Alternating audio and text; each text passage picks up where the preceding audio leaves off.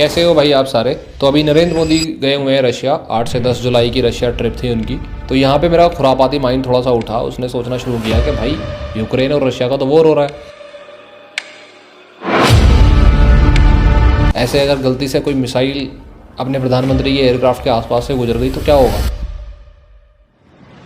मतलब एयरक्राफ्ट में ऐसा क्या सिस्टम लगा होता है जो अपने आप को डिफेंड करने के लिए वो तैयार है, क्योंकि भाई दुश्मन तो दुनिया में चारों तरफ भरे पड़े हैं और इतने इंटरनेशनल ट्रिप्स होती हैं हर कंट्रीज़ की, यूएसए की भी होती हैं, तो इतने सारे टेररिस्ट ऑर्गेनाइजेशंस भी हैं।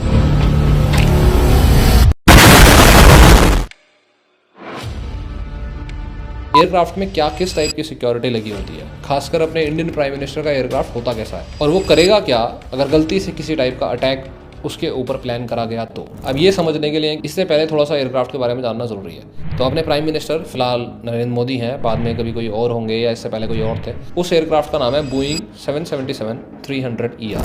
बोइंग जो है वो कंपनी का नाम है और आप और हम भी उस एयरक्राफ्ट में बैठे हुए हैं। एक्चुअली बोइंग कंपनी के बनाए हुए एयरक्राफ्ट में विस्तारा, स्पाइस जेट, इंडिगो, ये सारे एयरलाइंस हैं। ये एयरक्राफ्ट नहीं बनाती, एयरक्राफ्ट बोइंग या एयरबस इन्हीं कंपनी से आते हैं। तो आप और हम भी बैठे हैं। डोमेस्टिक फ्लाइट्स का जो साइज़ होता है एयरक्राफ्ट का वो अप्रॉक्सीमेटली 30 से 40 मीटर का लंबाई होती है उसकी, लेकिन इस एयरक्राफ्ट की लंबाई है 70 से 80 मीटर। कुछ इंटरनेशनल एयरक्राफ्ट फ्लाइट्स की भी, एरोप्लेन्स की भी इतनी लेंथ होती है। वैसे ये जो एयरक्राफ्ट है इसकी जो परचेजिंग है वो नॉर्मल तरीके से नहीं होती। ऐसा नहीं है कि एयरक्राफ्ट ऑर्डर कराओ डायरेक्टली आपके कंट्री पहुंच गया। पहले बेस एयरक्राफ्ट खरीदना पड़ता है जो पड़ता है 3000 करोड़ रुपए का। उसके बाद उसमें मॉडिफिकेशंस करी जाती हैं और उसका मेन पार्ट होता है डिफेंस सिस्टम, जिसकी हम आप अभी आगे बात करेंगे, क्योंकि हमें वो एक हाइपोथेटिकल सिचुएशन क्रिएट करनी है कि अगर गलती से कोई अटैक करा जाए एयरक्राफ्ट पे पीएम के तो क्या होगा, वो कैसे रिस्पॉन्ड करेगा। उसके साथ में जो कैबिन है एयरक्राफ्ट के अंदर, जैसे हम लोग फ्लाइट अटेंड करते हैं तो हमें तो वो 3 और 2 की चेयर्स दे दी जाती हैं। 3 चेयर्स एक साथ, 2 चेयर्स एक साथ, लेग स्पेस होना हो। लेकिन पीएम का एयरक्राफ्ट ऐसा नहीं होता, उसे पूरी तरीके से चेंज करा जाता है, उसका मेक ओवर करा जाता है। खैर ये जो बाद में मॉडिफिकेशन करी जाती है इसकी कॉस्ट जो बेस एयरक्राफ्ट की कॉस्ट है उसकी आधी होती है, मतलब अच्छी खासी कॉस्ट होती है। अप्रॉक्सीमेटली 1500-1600 करोड़ रुपए पड़ती है और फाइनली जो एयरक्राफ्ट है वो 4500 से 4600 करोड़ रुपए के आसपास पड़ता है। अभी जनवरी के महीने में 2024 में ही इंडिया ने एक और एयरक्राफ्ट ऑर्डर किया था, उसकी डिलीवरी हुई है। खैर अब मेन मुद्दे पे आगे बढ़ते हैं। स्टार्टिंग से बात करते हैं। जब प्लेन रनवे पे होगा, एयरपोर्ट पे होगा, तो उसकी सिक्योरिटी ऑफ कोर्स वैसी ही होगी जैसे ग्राउंड पे नॉर्मली होती है। तो उसकी बातें अभी नहीं करेंगे क्योंकि एयरक्राफ्ट की जो सिक्योरिटी है उसका मेन मसला हवा में ही शुरू होता है। तो जैसे ही पीएम का एयरक्राफ्ट टेक ऑफ करता है तो सबसे पहले तो इंडियन एयरफोर्स के कुछ एयरक्राफ्ट्स उनके चारों तरफ होके उसे एस्कोर्ट करते हैं ताकि वो एक अच्छे सेफ डिस्टेंस तक पहुंच जाए, सेफ हाइट तक पहुंच जाए। और इसमें तो कोई डाउट नहीं है कि इस टाइम पे कोई भी अटैक करने की कोशिश नहीं करेगा, क्योंकि इंडियन एयरफोर्स के फाइटर्स से अगर आपको लड़ना है तो भाई आप कर लो, रिस्क ले लो, पर कोई करेगा नहीं, ये तो चांस बनता ही नहीं है। उसके बाद प्लेन पहुंचता है हवा में और वो धीरे धीरे इंडिया की बाउंड्रीज भी क्रॉस करता है जब इंटरनेशनल ट्रिप होती है। इंडियन एयरफोर्स के जो एयरक्राफ्ट हैं वो इंडिया की बाउंड्रीज तक ही उसको छोड़ के आ सकते हैं। अब कुछ कंट्रीज से हमारा डिप्लोमेटिक रिलेशन बढ़िया हो तो पार भी कर सकते हैं, बाकी यूजुअली वो नहीं कर सकते। तो उसके बाद आगे एयरक्राफ्ट को अपनी खुद की सिक्योरिटी की जिम्मेदारी एयरक्राफ्ट की खुद की ही होती है। अब ये बड़ी कॉमन सेंस वाली बात है कि जब कोई भी एयरक्राफ्ट हवा में है तो उस पर जो अटैक हो सकता है वो यूजुअली सिर्फ और सिर्फ मिसाइल के तरीके से ही हो सकता है। बाकी किसी और तरीके का इस्तेमाल करना ऑलमोस्ट इम्पॉसिबल सा है और यहीं से सारी कहानी शुरू होती है। हाइपोथेटिकल सिचुएशन मानते हैं कि अगर कोई भी मिसाइल किसी तरीके से छोड़ी जाती है या लॉन्च करी जाती है पीएम के एयरक्राफ्ट की तरफ तो क्या होगा। सबसे पहले तो एयरक्राफ्ट में MAWS missile approaching warning system लगा रहता है। इसमें सेंसर्स लगे रहते हैं। पहला सेंसर इंफ्रारेड सेंसर होता है, दूसरा अल्ट्रा वायलेट सेंसर्स होते हैं। सिंपल समझाता हूँ आपको।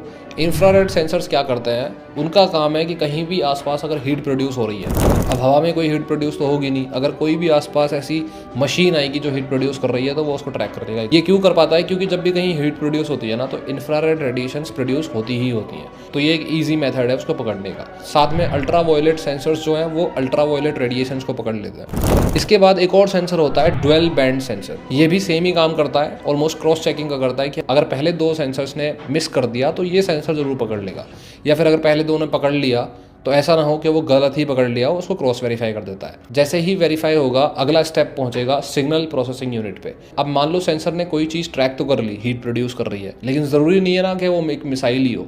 तो सिग्नल प्रोसेसिंग यूनिट डेटा को एनालाइज करेगा और पूरी कैलकुलेशंस करेगा कि भाई जो चीज़ हम ट्रैक कर रहे हैं क्या वो मिसाइल है, क्या वो एक थ्रेट है। और जैसे ही वो डेटा एनालाइज होगा और अगर वो थ्रेट हुआ तो सिग्नल अंदर जाएगा और एक अलार्म बजेगा। यहाँ से शुरू होगा मेन स्टेप, काउंटर मेजर्स। अब मिसाइल से बचने के लिए क्या करा जाएगा, ये समझने के लिए ना थोड़ा सा मिसाइल के बारे में समझना जरूरी है। बेसिक सी बात है कि कोई भी मिसाइल अपने टारगेट के बिना कुछ भी नहीं होती। क्या ही होगी मिसाइल अगर टारगेट ही नहीं है तो। और उसके लिए चाहिए होता है गाइडेंस सिस्टम। जैसे हम गाड़ी लेके निकले हैं, गूगल मैप से ही हम कहीं पहुंच पाएंगे। अगर किसी से पूछ पाछ के ना जाए तो सिंपल सोचें, गूगल मैप्स के थ्रू हम पहुंच पाएंगे। अगर गूगल मैप्स नहीं है तो फिर गाड़ी किस काम की, हमें डेस्टिनेशन तक पहुंच ही नहीं पाएंगे। इसी तरीके से जो मिसाइल है उसका गाइडेंस सिस्टम ही सब कुछ है, उसका कोर है। और यूजुअली एक मिसाइल को 3 तरीके से गाइड करा जाता है। एक तो इंफ्रारेड लेड गाइडेंस, एक लेजर गाइडेंस सिस्टम, एक रडार गाइडेंस सिस्टम। अभी थोड़ा सा टेक्निकल लग रहा होगा, बहुत ही इजी कर देता हूँ आपके लिए। पहला जो इंफ्रारेड गाइडेंस सिस्टम है वो इस बेस पे होता है कि जो टारगेट है वो हीट प्रोड्यूस कर रहा है, उसको फिक्स कर दिया गया। अब जो मिसाइल है वो सिर्फ ये ढूंढती है हवा में कि भाई कौन सी ऐसी चीज़ है जो हीट प्रोड्यूस कर रही है, और वो एयरक्राफ्ट के पीछे भागना शुरू कर देगी। ऐसे केस में बोइंग 777-300ER को बहुत ही हाईली कैपेबल बनाया गया है मॉडर्न टेक्नोलॉजीज के साथ, कि एक सिस्टम होता है LIARCM, large aircraft infrared counter measures. ये क्या करेगा, एक लेजर बीम छोड़ेगा मिसाइल की तरफ, जिससे उसका जो गाइडेंस सिस्टम है वो खराब हो जाएगा और मिसाइल को समझ नहीं आएगा कि जाना कहाँ है। इन केस अगर ये फेल हो गया इंफ्रारेड लेड मिसाइल के सामने, तो दूसरा तरीका है कि एयरक्राफ्ट बहुत सारी फ्लेयर्स छोड़ेगा। जिन्होंने PUBG खेला है उनको पता होगा फ्लेयर्स क्या होती है। फ्लेयर्स की प्रॉपर्टी होती है कि वो हीट प्रोड्यूस करती हैं। अब इतनी सारी फ्लेयर्स छोड़ देगा कि इतनी हीट प्रोड्यूस होगी कि समझ नहीं आएगा मिसाइल को कि कौन से की तरफ जाना है, क्योंकि उसका टारगेट तो सीधे सीधे जो चीज़ हीट प्रोड्यूस कर रही है उसकी तरफ जाना है। यहाँ से जो मिसाइल है उसका डायरेक्शन टोटली खराब कर दिया जाएगा और मिसाइल कभी एयरक्राफ्ट तक पहुंच ही नहीं पाएगी। दूसरे तरीके की जो मिसाइल होती है laser beam led missiles. Technical चीज़ें हटा के, लेजर बीम एक रे ही होती है, लाइट रे, मतलब लाइट फेंकी जाती है जिससे एक टारगेट फिक्स करा जाता है। इस केस में भी जो लेजर बीम है उसको जैम करने की कैपेबिलिटीज एयरक्राफ्ट के पास होती हैं। लेकिन इन केस अगर ये फेल हो भी गया तो एयरक्राफ्ट के पास दूसरा ऑप्शन होता है कि वो बहुत सारे स्मोक फेंकेगा, धुआं फेंकेगा। अब ये आप आराम से समझ सकते हो कि भाई जब हमारे घर के आसपास ठंडों में कोहरा होता है तो गाड़ी में कितनी भी अच्छी लाइट्स लगी हों, हम आगे का बहुत ज़्यादा दूर तक देख नहीं पाते। इतने एक्सीडेंट्स होते हैं। क्यों नहीं देख पाते? क्योंकि जैसे ही कोहरे पे लाइट पड़ती है तो लाइट सारी डिवाइड हो जाती है, स्कैटर हो जाती है, फैल जाती है। वही काम एयरक्राफ्ट करेगा, स्मोक इतना फेंक देगा कि जो लेजर बीम इस्तेमाल करी जा रही है टारगेट दिखाने के लिए वो फैल जाएगी और टारगेट कुछ दिखेगा नहीं। जब टारगेट होगा नहीं तो मिसाइल किस काम की। लास्ट टाइप की मिसाइल होती है रडार गाइडेड मिसाइल। ये थोड़ी सी अलग टाइप की मिसाइल होती है, क्योंकि इस केस में जो टारगेट है वो नीचे से ओरिजिनेटिंग पॉइंट से, जहाँ से शुरुआत हुई है मिसाइल की, वहाँ से नहीं दिया जाता। इनफैक्ट मिसाइल के पास अपनी खुद की एक रडार होती है और वो कॉन्टिन्यूसली उस रडार को यूज़ करता है, इसीलिए ये काफ़ी खतरनाक किस्म की मिसाइल हो जाती है। लेकिन यहाँ पे भी एक लूप होल है। अगर किसी भी मिसाइल में अगर रडार सिस्टम है तो उसको इलेक्ट्रिकल एनर्जी तो चाहिए, और एयरक्राफ्ट के पास ECM मतलब इलेक्ट्रिकल एनर्जी को जैम करने के लिए कोई भी ऐसा ऑब्जेक्ट जो उसके आसपास हो और इलेक्ट्रिकल एनर्जी यूज़ कर रहा है उसको जैम करने की कैपेबिलिटी होती है। इन केस अगर ये भी फेल हो जाता है तो रडार गाइडेंस सिस्टम की क्वालिटी होती है कि वो मेटल को देखते हुए रडार करता है। उसके लिए मेटल एक चीज़ होती है जो वो पकड़ने की कोशिश करता है। इस केस में एयरक्राफ्ट बहुत सारे लार्ज साइज़ के मेटल्स को ड्रॉप करेगा अपने पास से, और इतने मेटल्स हो जाएंगे कि जो रडार है उसको समझ नहीं आएगा कि कौन सा मेटल एयरक्राफ्ट है और कौन सा नहीं है। तो यहाँ पे भी जो मिसाइल है वो कभी एयरक्राफ्ट तक पहुँच ही नहीं पाएगी। और भी थोड़ी छोटी मोटी टाइप की मिसाइल्स होती हैं, लेकिन वो कहीं ना कहीं इसी ही मैकेनिज्म को, उसके कॉम्बिनेशन को इस्तेमाल करते हुए यूजुअली यूज़ करी जाती हैं। अब इसके बाद भी जो एयरक्राफ्ट है उसमें बहुत ही हाईली क्वालिफाइड क्रू मेंबर्स होते हैं। ऐसा नहीं है कि अपने जो कॉमर्शियल फ्लाइट्स होती हैं उसमें जो क्रू मेंबर्स हैं वैसे होते हैं। इंडियन एयरफोर्स इसको ऑपरेट करती है। ये भी इस एयरक्राफ्ट की क्वालिटी है कि इसको बनाता तो बोइंग है जो बाहर की कंपनी है, लेकिन ये जैसे ही इंडिया में आती है, इंडियन गवर्नमेंट लेती है तो इसकी ऑनरशिप पहुंचती है एयर इंडिया के पास और इसको ऑपरेट करता है टोटली इंडियन एयरफोर्स। तो जो क्रू मेंबर्स हैं अंदर वो वेल ट्रेंड होते हैं। उनको पता होता है कि हम पैसेंजर्स को इधर उधर लेके नहीं जा रहे हैं, यहाँ पे कोई भी इमरजेंसी सिचुएशन होती है तो हमें कैसे उसे हैंडल करना है। SPG commandos of course security के लिए ऑलवेज अवेलेबल होते हैं। अब इसमें एक और चीज़ आती है कि अगर कोई भी ऐसी सिचुएशन क्रिएट होती है तो ऊपर हवा से नीचे कम्युनिकेट कैसे करा जाएगा, मतलब देश को कैसे बताया जाएगा कि भाई ऐसा कुछ सिनेरियो क्रिएट हो रहा है। जब मैंने ये पढ़ना शुरू करा तो ये तो और भी ज़्यादा नॉलेज क्रिएट करने वाली चीज़ थी, काफ़ी इंटरेस्टिंग। क्योंकि हम लोग जब फ्लाइट लेते हैं तो हमें चढ़ते ही उस पर एयरप्लेन मोड ऑन करना पड़ता है। ना भी ऑन करे तो कौन सा हमारे टावर आने वाले हैं, तो हम बातचीत तो ऑफ कोर्स कर ही नहीं सकते। लेकिन PM के साथ ऐसा नहीं है। इनफैक्ट हम तो नीचे भी ग्राउंड पे जब होते हैं तो हमारे कई बार सिग्नल नहीं आते कई जगह पे, लेकिन PM के एयरक्राफ्ट में ऊपर भी टोटल 24/7 एक बहुत ही स्ट्रॉन्ग कम्युनिकेशन सिस्टम बनाया हुआ होता है। Radian technologies, L3 Harris technologies, ये कुछ कंपनीज हैं बाहर की जो इस कम्युनिकेशन सिस्टम को ऑपरेट करती हैं। ऐसी कुछ 8-9 कंपनीज हैं और ये जानकारी कभी पब्लिश नहीं करी जाती कि कौन सी पर्टिकुलर कंपनी इस टाइम जो कम्युनिकेशन सिस्टम है उसको हैंडल कर रही है। ऑफ कोर्स सिक्योरिटी रीजंस की वजह से इस कम्युनिकेशन का सबसे इंपॉर्टेंट पार्ट होता है PBX सिस्टम।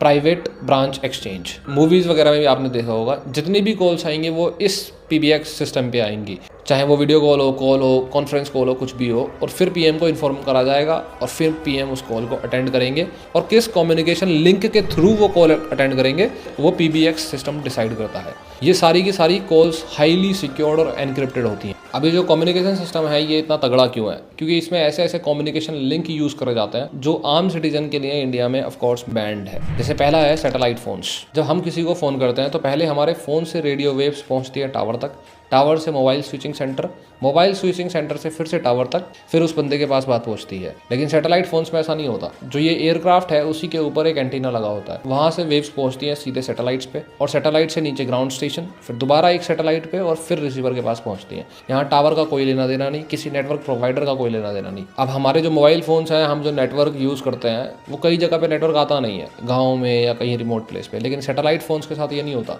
उस पर हर जगह नेटवर्क आता है, पूरे अर्थ के किसी भी कोने पे, इवन हवा में भी। दूसरी चीज़ के अगर नेटवर्क की ज़रूरत भी पड़ी, जो ग्राउंड पे नेटवर्क इस्तेमाल करे जाते हैं, तो VVIPs और गवर्नमेंट ऑफिशियल या प्राइम मिनिस्टर नॉर्मल अपनी तरह एयरटेल, जियो इन सब के सिम यूज़ नहीं करते कि भाई देख टावर आ रहे हैं कि नहीं आ रहे हैं। इनके लिए इस्तेमाल करा जाता है गवर्नमेंट के बनाए हुए खुद के नेटवर्क प्रोवाइडर्स, जैसे GIMS होता है, government instant messaging service. Internet के लिए होता है NIC, national informatics centre. Telephone calls के लिए होता है RAX, राष्ट्रीय अल्टरनेट एक्सचेंज। और बाकी DRDO और बेल, भारत इलेक्ट्रॉनिक्स लिमिटेड, ये भी काफ़ी हेल्प करती है नेटवर्क प्रोवाइड कराने के लिए। इसके अलावा जब प्लेन कभी रनवे पे खड़ा हो या लैंड करे या टेक ऑफ करे, उससे पहले लैंडलाइन का भी इस्तेमाल करा जाता है। तो इसमें तो कोई डाउट ही नहीं है कि कम्युनिकेशन सिस्टम इतना तगड़ा है कि कुछ ही सेकंडों में इंडियन मिलिट्री, इंडियन एयरफोर्स को ये पता चल जाएगा कि किसी भी तरीके का अटैक हो रहा है या उसका अटैक होने के चांसेस हैं। फिर इंडियन एयरफोर्स क्या करेगी उसका तो अंदाज़ा आप खुद ही लगा सकते हो। अब इसके बाद भी अगर एक केस हम ये ले लें कि मिसाइल से तो एयरक्राफ्ट काफ़ी बचता हुआ निकल रहा है, लेकिन वो लैंड नहीं कर सकता, क्योंकि जहाँ से मिसाइल्स का अटैक हो रहा होगा वहाँ पे लैंड करना तो वैसे भी सिक्योर नहीं है। तो थियोरेटिकली बहुत ही लिमिटेड एयरक्राफ्ट्स के पास ये कैपेबिलिटी होती है, जो इस बोइंग 777 300ER में भी है, प्राइम मिनिस्टर्स एयरक्राफ्ट, कि वो थियोरेटिकली ज़िंदगी भर हवा में रह सकता है, वहीं घूम सकता है, उसको लैंड करने की ज़रूरत नहीं है। थियोरेटिकली इसलिए क्योंकि जो मेजर फैक्टर होता है ना जिसकी हम बातचीत करते हैं वो है फ्यूल। उसके अलावा बाकी बहुत सारे फैक्टर्स हैं कि भाई इंसान के पास खाना कितना है वगैरह वगैरह, तो उन फैक्टर्स की बात नहीं हो रही। फ्यूल को देखते हुए ये हमेशा ही हवा में उड़ सकता है। क्यों?